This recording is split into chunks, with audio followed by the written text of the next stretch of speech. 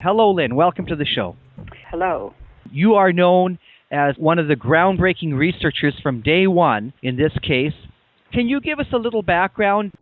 All right. And thank you for the compliments. Here's the problem. At no point was Sirhan's gun number read into the record of the grand jury.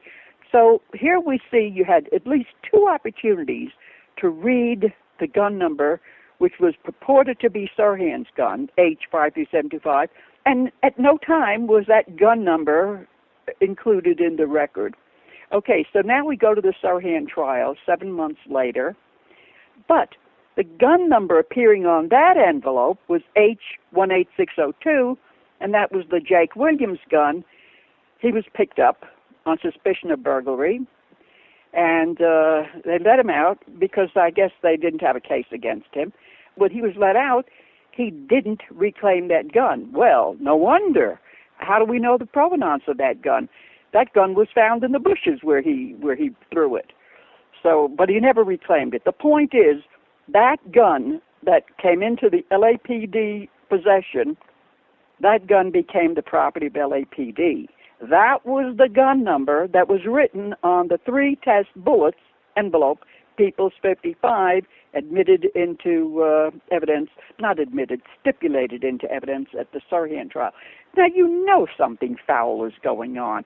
3 test bullets, the 2 shell casings that were in that envelope were removed, and Cooper, the chief defense counsel, immediately he jumps up, admitted into evidence. You know, he's crazy. And the judge said, admitted into evidence, and that became People's 55. So nothing, no writing is in the Sirhan trial record of People's 55 evidence envelope. No gun number is given on that envelope. And if anybody did read it, besides it was written in red ink, which is absolutely unheard of. So even if somebody did look into it, what would they find?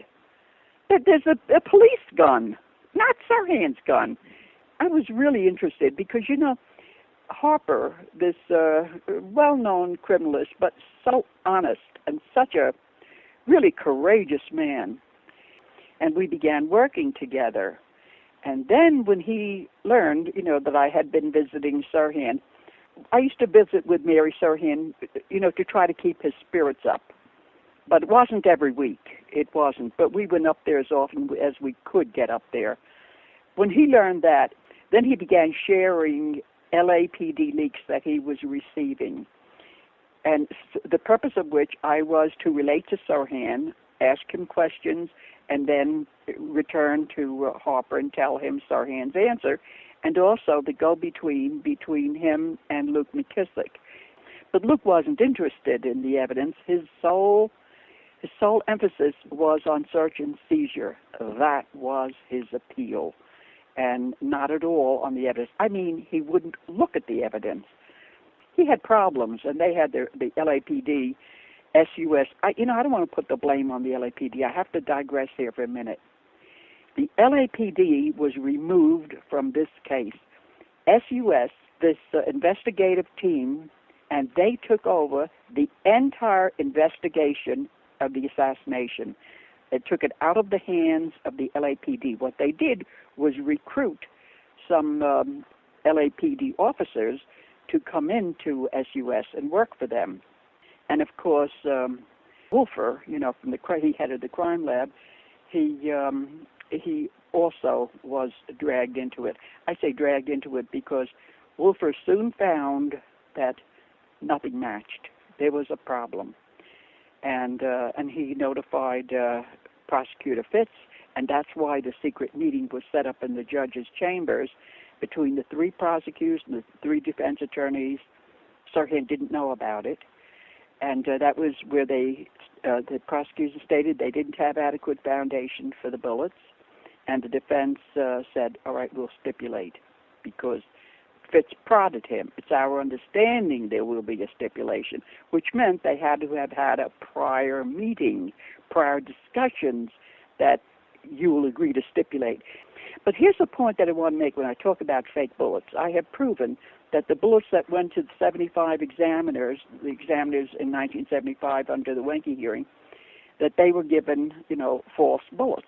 But I do not know with an absolute certainty what bullets actually appeared at the trial. I don't know that. There is no way that I could determine that. And that's the reason I quarreled with Sirhan's attorneys, that when they claimed that, well, not claimed, stated that, they were, that substitute bullets were presented at the trial and the jury. We don't know that. Even Lawrence Teeter, Sirhan's appellate attorney in the early 90s, even he wrote in his appeal that we don't know what bullets, whether it was the true Kennedy neck bullet, authentic or inauthentic, what went to the trial, we don't know. The authentic bullet should have been engraved TN31. That's what Noguchi engraved on that bullet when he removed it from the neck of the deceased Robert Kennedy at the autopsy. But the bullet that was given to the examiners in 75 had DWTN. Now, how could that be? It also showed that the Goldstein bullet was also substituted because the doctor, the surgeon who removed that bullet from the left buttocks of Goldstein, he engraved X on the base of that bullet, and that is documented, thoroughly documented in SUS records. And what bullet was given to the people, to the examiners in 75? A bullet with the number 6.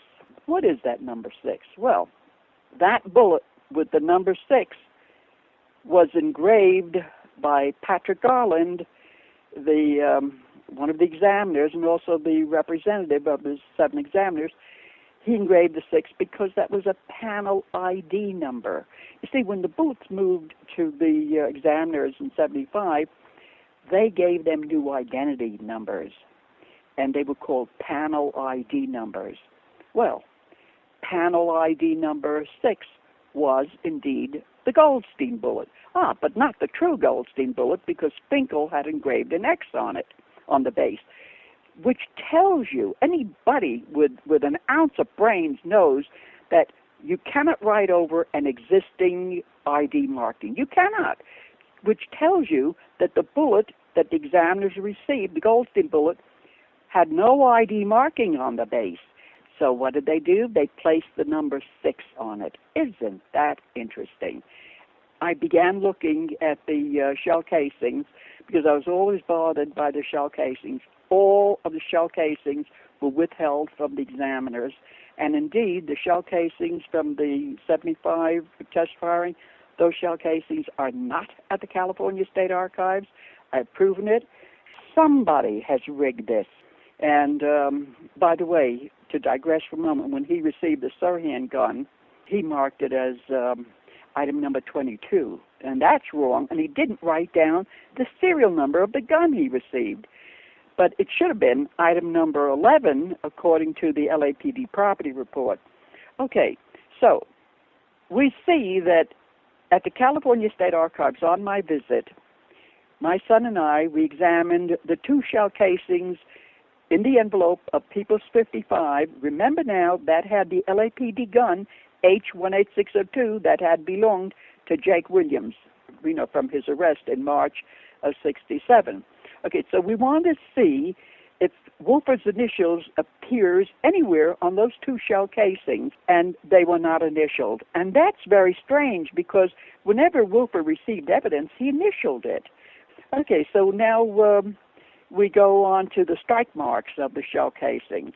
The strike marks on the shell casings of People's 55 differ from a photograph of the original, what they said was the original crime scene shell casings, and they're absolutely different. So then I thought, okay, let's take a look, and it's called People's 21 to the trial, by the way, what they claim were the 8 crime scene shell casings removed from the gun H53725. Here's the problem. Nobody initialed those shell casings.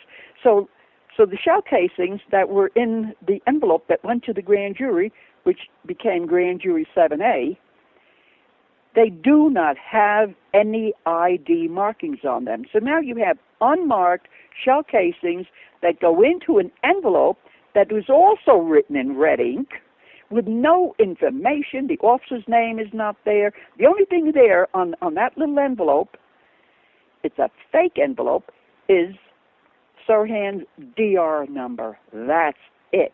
No information about the gun serial number, make, model, nothing. And compare the pinstripe mark on the base of the 2 shell casings in People's 55 and compare them with People's 21 shell casings. Remember the alleged crime scene shell casings? Okay. They differed from the photograph taken of what was purported to be the shell casings removed from H53725, and they don't match. They're you could see it in plain sight. I mean, these are clear, good photographs. You could see it clear. These are substituted shell casings, and no gun number went to the grand jury. So technically, legally, all of the evidence in the Sirhan case was not stipulated into the record in Sirhan trial. So I believe the gun that was presented to the grand jury was really the Jake Williams gun. I really do believe that. That gun, H52725, and the shell casings were transferred to SUS. Every piece of evidence that I examined, every piece is different. Who would be in a position to make those switches? I'll tell you who. It was the people at SUS who controlled this case. I will say that with an absolute certainty, no doubt in my mind. They engineered this. I have enemies who don't like what I'm doing, but has anybody ever attacked my evidence? Can they do it? Of course not. They can't, because it all comes from the official records. And I have photographed the evidence. For years I photographed, 20 years I photographed the evidence to try to present a very careful and impartial record of my research. Cooper, he assisted the prosecution in his actions. He did not truly defend his client. That is my frank opinion. He said he defended his client with diminished capacity to save his life. But what about Sirhan telling him he can't remember, the shooting? When I told Harper that the gun number's not in the grand jury transcript, he called me stupid. Because he figured, what an idiot, to make such a statement. Well, I said, look, Bill, why don't you read the transcript and call me back and tell me the page and line number where you see the gun number? He called me back a couple hours later. He was cursing. It's not there. The gun number wasn't there. The evidence is no good. There isn't a crime lab in the world which would defend the work. And you can't tell me that that's because conditions have changed. No. And if it wasn't for Bill Harper's sharing inside LAPD leaks with me, never in a million years would I have found anything. I give all the credit to William Harper's inside LAPD leaks for what I found. I thought, my God, could that be what's going on in America? Could that really be happening? I did what those examiners should have done. They should have questioned. When Harper raised problems about 2 guns in the pantry, and he found the Jake Williams gun on People's 55, what did those examiners in 1975 think they were doing? Think they were going to a tea party? They should have examined. They should not have taken anybody's word for any of that evidence. And I'm going to tell you why. Because they were presented with bullet worksheets. This bothers me. You can see by how I'm, getting excited. Bullet worksheets that they were given. Nowhere on those bullet worksheets does a column exist that they write down the ID markings of the bullet they're holding in their hands. How come? These 7 examiners are writing down all the information about the bullet except for ID markings on that bullet. And I think people should have done a better job. They should have done their duty. They should have looked at the evidence. That's what annoys me about those 7 examiners. I did the work that they should have done. I feel very strongly that it couldn't have happened without 2 Judases. I've come to, and I've never named them and never spoken about this, but There are two Judases, I feel, who were in Kennedy's camp, that would be able to relay this information of his itinerary, what was happening, what he was doing, everything, to enable this assassination to have taken place. And I think it was more than one assassin that was available there. They were hell-bent on killing this man, and they succeeded. And they had their patsy, this Sirhan. And did we know the mini-mag purchase receipt, the bullet sales receipt, is a fake. The lock, stock, and barrel is a fake, guaranteed 100%. I had proven it because there is the identical sport arm receipt with the very same number. Give me a break. The same FFL number, and it's a non-existent number because I wrote to the ATF, and it is a fake number. Now, what does that mean for people who don't know? Explain this. The alcohol, tobacco, and firearms, I wrote to them to ask information about the FFL number on the lock, stock, and barrel. And then at a separate date, I wrote asking about sport arm. Now, these are two identical sales receipts for the mini-mag bullets. And how could that be? With the same FFL number, identical looking letterhead, except for the name that was changed, lock, stock, and barrel, but originally sport arm. So sport arm, and that gun store didn't exist because I checked. Okay, so what happened is somebody made up a fabricated sales receipt of the mini-mag bullets. So what went into the grand jury? Not the lock, stock, and barrel receipt, but a photograph. Think about that, because the original was chemically burned beyond recognition, and that came in under People's 26. Now, when that very same charred, false bullet sales receipt, mini-mag sales receipt, went to the trial under People's 26, guess what? You can't read it, and there's a tear at the bottom. This is it's a fabrication. In other words, the original lock, stock, and barrel sales receipt was never presented in a courtroom. You know, the average person isn't going to take the time to look into this, because this is, like, I've been at this for, look at least 45 years. Now, crime labs, I'm talking about the best of the best, or the least. Let them look at this and tell me I am wrong. Can't do it. It is an unbelievable story. What is up there? What is at the archive? I know that they have you can't read the bullet ID markings anymore because grease has been applied with the ID markings on the bullets. That's it. It's over. Why? There's grease applied on the bullets. I can't see anything. And on so the bullets were all covered in grease, but the base of People's 47, where it should have been TN31, you couldn't read it. It was slathered in grease. So he called an end to the examination. This is at the California State Archives, for God's sake, in 1994. So Paul Nellen, this reporter from Germany, he burst in. He could see, because they were outside looking in the viewer's glass, and he could see what Lowell did. He up went his arms, and that's it.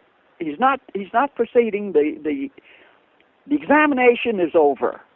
So now, when I went on this last visit to the California State Archives, that was what I wanted to look at and photograph. What was the condition of the grease on the bullets? Well, you can't read any writing because that coating, whatever it is still there on the base of the bullets. A big wide field, because somebody had applied grease to the bullets. And again, I say it was not the staff at the California State Archives. I place no blame on them. Somebody is accessing that stuff. The shell casings of People's 21 were removed. Even the gun, there's no listing for the gun. So what the examiners received were test bullets, but no shell casings. How could they compare their shell casings with the unmarked People's 21 shell casings and the shell casings in People's 55? The examiners received no shell casings for them to compare their own shell casings from the test firing of the gun in their hands, H53725. Now, they cannot even if they wanted to, because People's 55 envelope had the LAPD gun number, H18602, not the Sirhan gun number. Now, nobody's going anywhere with this. This is phenomenal. This, to me, is so striking. That man would have been president of our country. Shame on these people. If they would have gotten away with it because Sirhan had a gun in his hand, he didn't remember, and he was right there in the pantry. There was your guilty fellow. But he was a patsy, and nobody wants to look into that because it goes high up. See, Sirhan remembered. He told me, because I asked him specifically, tell me what you can about the gun range. He said, well, I met a young boy, 18. He had a birthday, and his family gave him a present, a gun. So he went to the gun range to fire it, but he was firing blanks. So they put blanks in Sirhan's gun. They were each firing, blanks from each other's gun. That's what he told me. He cannot remember.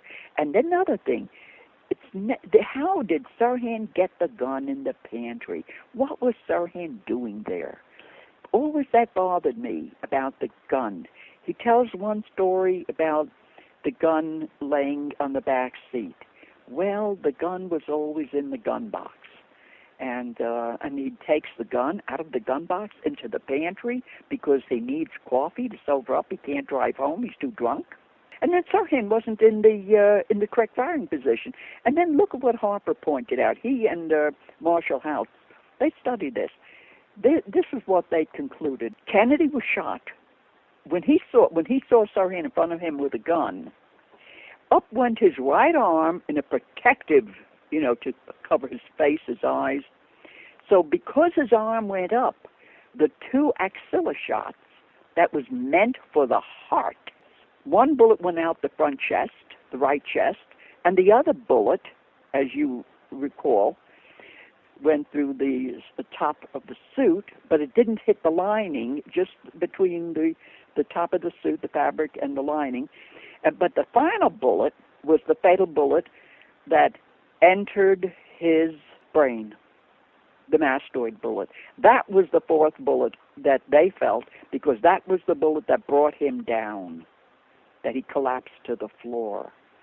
So it said Sirhan was in front. Sirhan was standing on a tray stacker because he's short, and he wanted to get a view. Now, people tell this. They saw him on the tray stacker. So he steps down off the tray stacker and moves forward with an outstretched arm. He's shooting. And that's what Kennedy saw when his arm went up to protect his face. Sirhan was in front.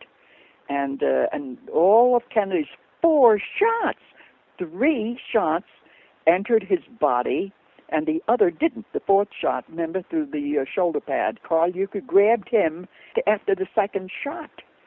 William Barry grabbed the gun. He was the first person, grabs the gun, and then it somehow comes into the photographer's hands, Boris Yarrow, that he had hold of it. Rosie Greer grabs it and gives it to Johnson. Johnson takes the gun home with him and writes the gun number in his diary. He told me he would give me the number if I called him. He gave me his unlisted number, and he would never come to the phone. So somebody got to him and told him, don't give her anything. Something was wrong. Why Rafer refused, after he promised me. He left the pantry with the gun in his pocket. Rafer took the gun to his home and wrote the number in his diary. So the number of the gun that was in Sirhan's hand, that's where the chain of custody, really, we're talking about a written record, it would begin at Rafer's diary. But I'm sure he's overwhelmed. I think he's probably scared out of his wits with this case. How do you get involved with these people who controlled SUS? We were given false evidence, and they almost got away with it. There's no doubt in my mind these were hired assassins. There were a number of them in that team because they didn't know where would be the best opportunity to carry it out. But the pantry was where he was ushered into, without a doubt. And that ushering into, and read what I wrote about Gardner, the hotel security chief. He was in charge of security, and just prior to Kennedy's going through the pantry, a lady who claimed she was with the Robert Kennedy staff told him that he's going down the back staircase, and that's where his car will be waiting for him. It's an open staircase. So he left the corridor, the pantry. This is where William Gardner was stationed, watching, being prepared for Kennedy's safety. He was removed from the location, the corridor to the pantry, and he went down the back staircase. He first called the ambassador people to make sure that Kennedy's car was there, and they said yes, his car was there waiting for him. So therefore, William Gardner went down the rear staircase and went down there to wait for Kennedy to make sure that he had a safe exit. So he didn't even hear the shots, didn't hear them. And later he was told that there was an accident, didn't learn till some 15 minutes later that Robert Kennedy had been shot. So he was sent, I wrote on my report, he was sent on a fool's errand. Who was this woman who took the chief of security of the Ambassador Hotel away from his post to send him well away from the scene of the killing? Who did that? And why wasn't William Bowery up front where he belonged to watch Kennedy instead of an armed security guard? And look, if Sirhan did it, let's look at it this way. If Sirhan did it, why is all the evidence phony? Why is it all phony? And I'd like to go a little further. What do you make of the testimony of Sandy Serrano about the woman in a polka dot dress? Oh, absolutely believe her. Absolutely. So what we have is someone who is there sheep herding, escorting Saran into position. He's been at a gun range earlier in the afternoon. You're discussing the idea of two gunmen also in there. So when Bobby Kennedy is knocked down to the ground, somebody moves in there and shoots him. And how about this Don Schulman, who saw a security guard shoot Kennedy? How about that? I mean, I didn't pluck that out of thin air. This man, when he first talked about it, and he was on the air, and he saw a security guard shoot. And Kennedy was hit 3 times. And they tried every way. They poked at him. They jabbed at him. They tried everything to try to get him to change his story. And he said, I was there. And how do we know he was there? Because he went to school with Ira Goldstein, and they chatted before the shooting. So we know he was there. And he saw the lady being shot, shot in the head. And that was Elizabeth Evans. Why do you think my work is not out there? I mean, why do you think the mainstream media won't touch it? What is going on? Do you know there's something wrong? This cover-up goes so high up. Well, it's awkward that no one person is really in charge. They're unable to go forward legally in an effort that you approve of. There are some things I can't talk about, and but you are so right. But if anybody had the courage to wade through it, I mean, there's a mountain of evidence there which proves the evidence in the case is phony. Yeah, something's rotten. And I've made this analogy in looking at the JFK assassination evidence that it's kind of like a paleontologist. You have these footprints, you have fossils, you have things in the record, but they're not in front of you. And I think it's a similar thing here. We have bits of evidence that are photographs of something, or the actual evidence is gone. When you start to stand back and look at the total picture, you can only make the proper conclusions that the special unit senator, evidence going missing, the photographic effort by Scott Enyart, all those photographs going missing. I mean, the whole thing is a cover-up of something that is maybe too uncomfortable for the state of California to handle. Because if you're saying a lot of these people in the police department, they were like a deer in the headlights a few times, you said they were overwhelmed, that means a very big, organized effort to pull this off, not just... No question. Speaking of Scott Enyart, you didn't mention, and I'm sure you are aware of it, that he did not receive the pantry scene photographs, but also when the judge ordered that the canister containing the negatives, the roll of film, be sent down to the court, that it was stolen from the courier. You knew that, didn't you? Yes, I interviewed Scott, and I played that interview replay last week, and it's astounding that the citizens of California would accept that. I mean, yes, That's it. How could that be? The very canister containing the film, the negative of the pantry, it is stolen by the courier. The courier felt something or heard a noise, and there was a flat tire, and he pulls into the station, and he looks in the back seat, in the briefcase containing, the canister is gone. So you know what I did? I thought, okay, so now the film canister vanishes with this phony baloney story of the theft. I don't for a minute believe it. Now, so I went up to California State Archives, and I asked for the photographs of the negative that they gave to the courier, because I knew you're not going to release original evidence without making a copy in your files of what you released, right? So they gave me the negative of what they took, the photographs of, and every single frame showed the film canister, a little aluminum film canister. Not one frame contained an image that was on the negative. Not one. I know, and then you must know about the Skip Miller. I mean, I cannot believe that the courier, he said that Skip Miller's office called and wanted to know the route they were taking and the color of the car and things like that. He said never in his 20 or 30 years of business has anyone asked anything like that. They say, when will it be here and how much does it cost? And Skip Miller is there's a special place in hell for him. And I think the whole thing is a joke, a tasteless joke to imply that on their way from records to the courthouse, they were stolen. We had them for 20 years, and can you believe it? How did the negative disappear in the care of a courier?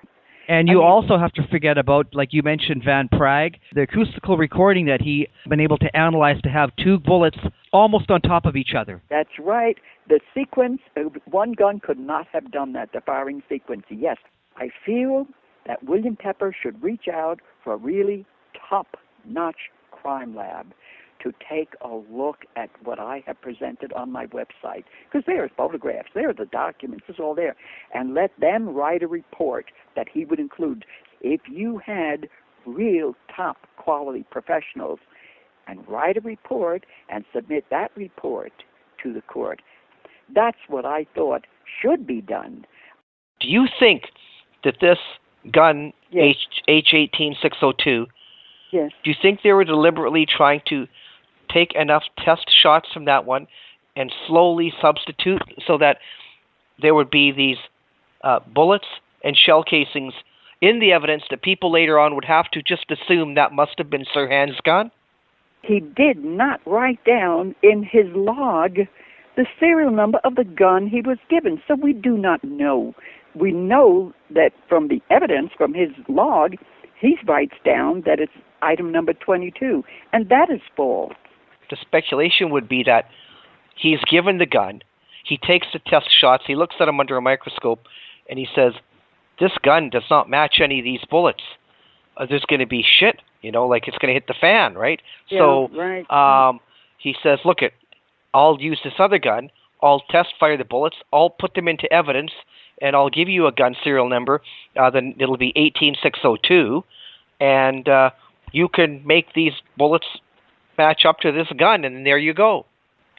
Well, that does seem like that's the case. I really do believe the gun he was given was H18602. That's my opinion. Because, they're going to go crazy with more guns in the case.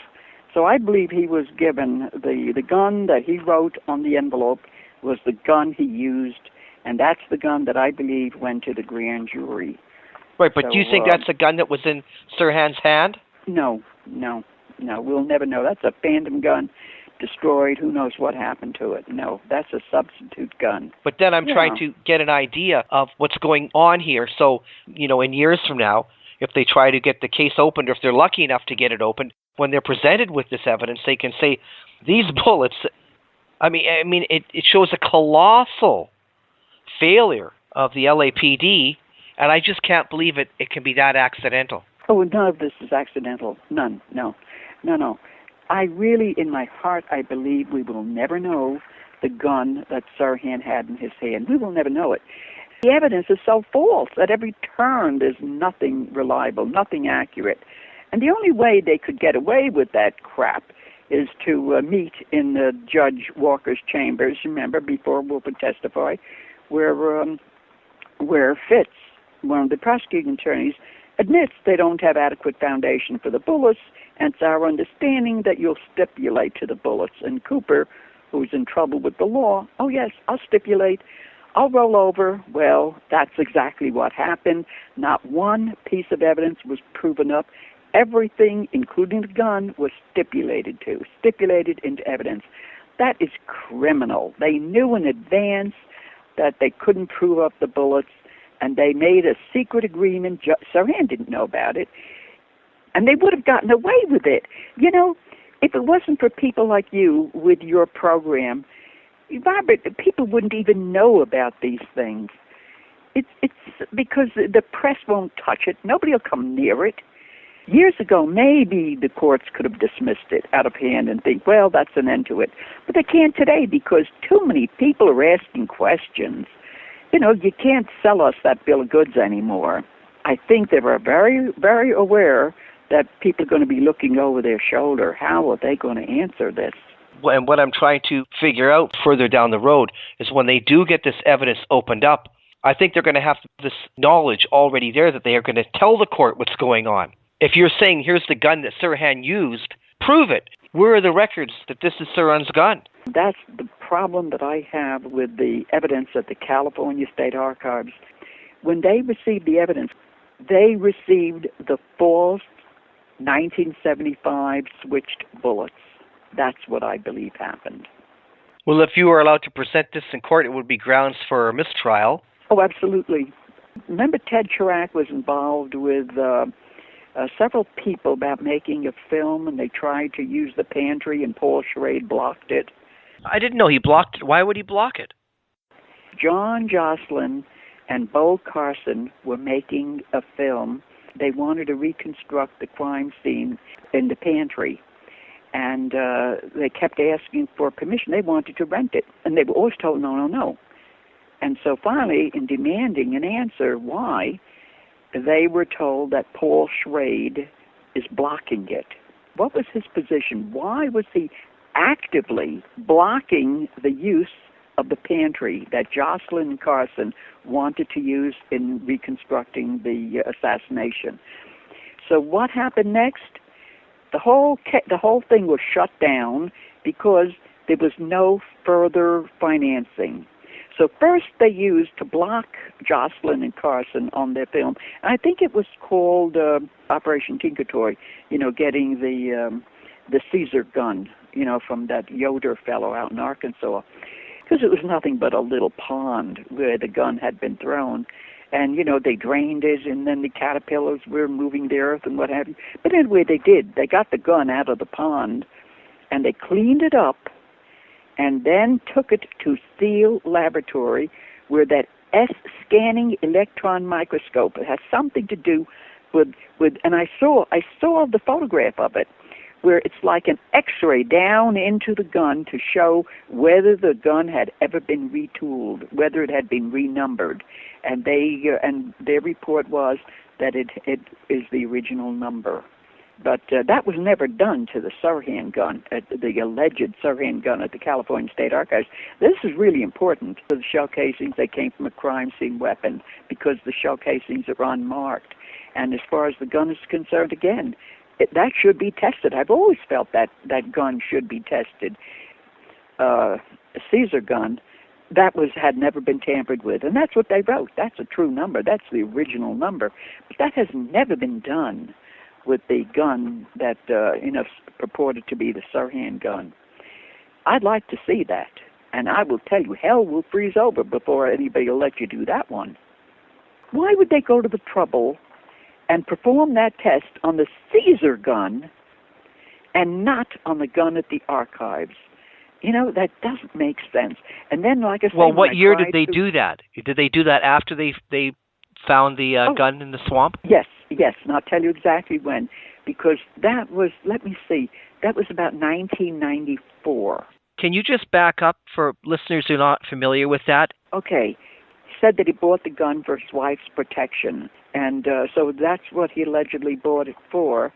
And then when he was questioned about it, he said that he sold the gun 3 months before the assassination. Well, this Ted Chirac, he tracked down who he sold the gun to, this Jim Yoder in Arkansas, got a Xerox copy of the sales receipt, which is clearly, I believe it's September. And so that's 3 months after the assassination. Yet, Caesar said he sold the gun 3 months before the assassination. That gun holds 9 bullets. And when people were being questioned, witnesses were being questioned in the Sirhan trial, I believe both of them, both Cooper, defense attorney Cooper, and Parsons, they talked about 9 bullets. Fire the gun 9 times. Well, Sirhan's gun only holds 8, so they're describing the Caesar gun. And I'll tell you another thing about the guns. One thing that Harper told me was really interesting. He said this was a big, enterprise. Very, very careful. And what they would do is to have several guns at the crime scene, all of the very same make and model, all using the very same ammunition. That is exactly what Harper told me. Now, what if the gun that was used in the pantry was really an H&R, Harrington and Richardson, the 9-shot, which is what both Parsons and Cooper were describing in the courtroom when they said fire it, 9 times. Okay, but back to the Thane Eugene Caesar gun. What year was it thrown in the swamp? I don't know. I'd have to check. The Yoder said that a couple of young boys broke into his house and stole the gun and somehow got, scared of what they did and threw it in the pond because they were questioned. But anyway, that's the explanation. And so when an inquiry was made about the provenance of that gun to, CII, they gave the wrong number.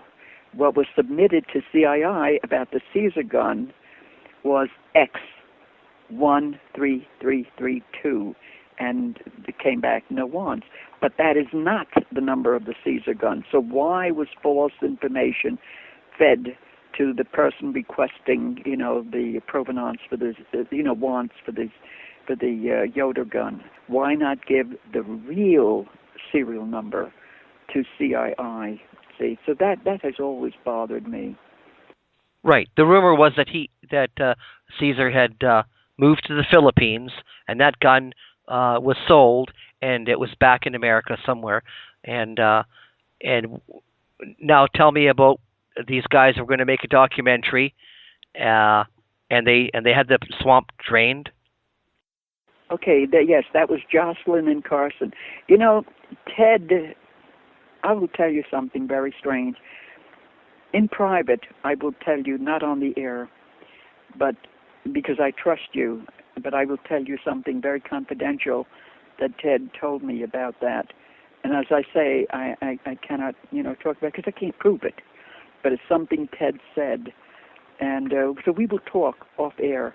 And that has always bothered me about that whole filming. Is something very rotten. And like I say, who is this? Where does he get the clout or the authority to shut down, to not allow Jocelyn Carson to film the pantry? And, but at any rate, they did find the gun in the mud, like you say, and they had it cleaned. Yes, and it came out beautiful, really. And they took it up to after they, Seal Laboratory did their test, that was the true serial number, which, as I say, I repeat again, was never done to the Sirhan gun, the alleged Sirhan gun. Okay, then they took the gun up to Lowell Bradford, and Bradford tested that gun. He test fired it. And so I told Ted that I had some very good photographs of the People's 21 shell casing for the pinstripe marking, and I made a deal with him. I said, I will give you, now it's on my website, but at the time, I had no website. I had no knowledge of the computer. Anyway, so I told Ted that if you send me a shell casing from the test firing of the Caesar gun, I will give you this photograph of the shell casing in 7A, which became People's 21, and from the alleged Sirhan gun. So Ted sent me the shell casing, and it absolutely differed from People's 21 shell casing.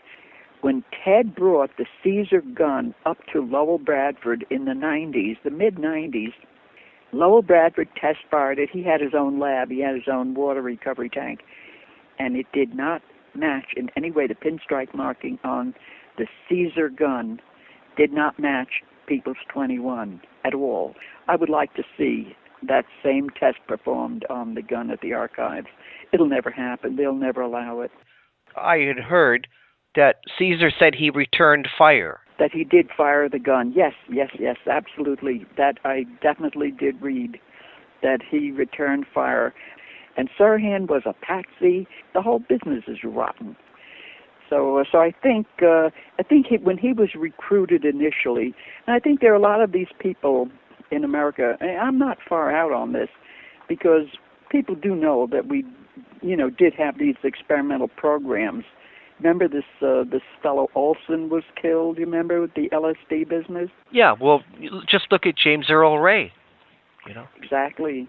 But and then Lee Oswald, the supposed defector to Russia, that he comes back from the State Department. Right. I mean, and then he's, handled. All these people have handlers, and unfortunately, they just don't know it. And you know what's so interesting? That there would be no trials. Remember Sirhan? Remember with James Earl Ray? No trial. In Sirhan's case, there was to be no trial. And the reason they got Sirhan to go along with they plead guilty, and there would be no death sentence. Mary told me this, that Sirhan was to be in the future a prisoner exchange. And in fact, that's in the records, in the SUS records, that the Jordanian king Hussein, he came to talk at the United Nations at the very time when they promised Sirhan. Well, you see, we have this prisoner. This is what Mary told me, that Sirhan was told there would be a prisoner exchange, and so he just go along, plead guilty, go along. And because we don't want trouble in the Middle East, and you are a good bargaining chip, go along with it. Look, Sirhan is alive. He will corroborate what I'm telling you, aside from the fact that it is in SUS. So he had the insurance that he would be exchanged in a prisoner exchange program. Well, and additionally, there was to be something else. There was to be some money, and that I do have proof of. King Hussein did come to the United States. He was talking before the United Nations, and the one of the reasons was that he was here to approve of it, because Sirhan would then move to Jordan, and that was what they told Sirhan. If he would agree to the plea deal, he will have a prisoner exchange. This sort of thing can't happen in our courtrooms. It can't be allowed to happen. Substitution of evidence, and it's destruction of evidence. Look at the ceiling panels destroyed, and then look at the dross destroyed. All the photos, Scott, and your photos. I don't care where you look. At every turn, this is an outrage. And I definitely wouldn't have voted for Bobby Kennedy, because he had the same ideas as John did, and I think John sold the country down the road. He gave it to the commies. He gave it to whoever he wanted to. He literally gave it to the minority. He says, "Here, this is it. You take over. I'm giving it to you. You run the white man." I'm not a Democrat. Oh. Yeah. So it had nothing to do with that. I was going down there just for the money. Now, who did you vote for in November? Wallace. Pardon me? George Wallace. once said about the United States, we were the last best hope of mankind. That's what I want the United States to be. This is a generous and compassionate country. That's what I want this country to stand for. Not violence, not lawlessness, not disorder, but compassion and love and peace. That's what this country should stand for, and that's what I intend to do if I'm elected president.